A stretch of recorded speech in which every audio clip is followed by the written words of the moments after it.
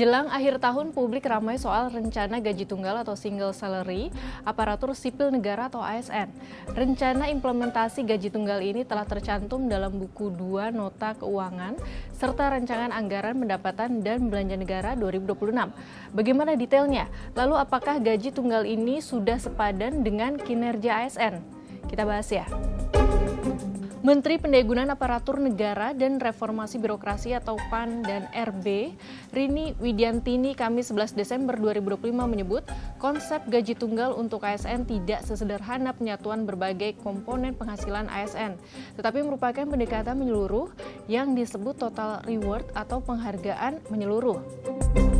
Rini menegaskan pendekatan total reward merupakan konsep pengelolaan remunerasi yang diatur dalam Undang-Undang Nomor 20 Tahun 2023 tentang ASN. Dalam konsep tersebut, pemerintah menilai dan memberikan penghargaan kepada ASN bukan semata pada gaji, melainkan juga melalui perbaikan sistem kerja, lingkungan kerja yang mendukung, dan kejelasan jenjang karir. Namun Rini tak dapat memastikan apakah skema gaji tunggal dapat mulai diterapkan pada 2026.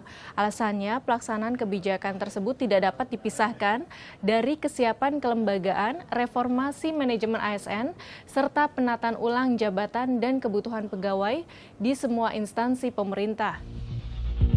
Terkait hal ini, dosen dan peneliti Departemen Manajemen dan Kebijakan Publik Visipol UGM, Agustinus Subarsono menilai, secara konseptual sistem gaji tunggal merupakan langkah positif bagi tata kelola birokrasi, dapat meningkatkan kesejahteraan ASN, dan membuat sistem pemberian gaji lebih sederhana.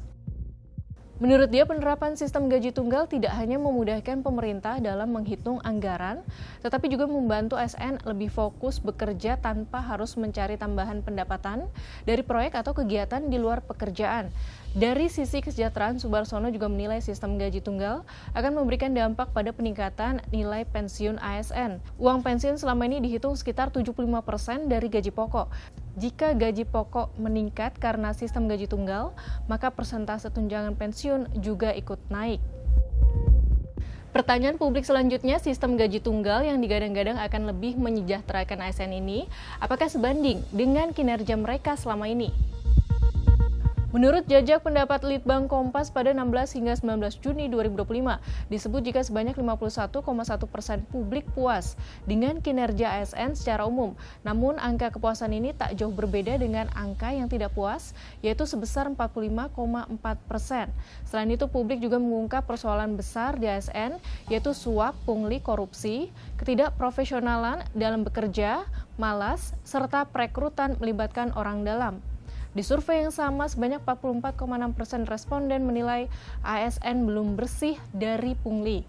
Namun mereka menaruh keyakinan yang tinggi, yaitu 74,1% ASN nantinya bakal semakin baik di masa mendatang.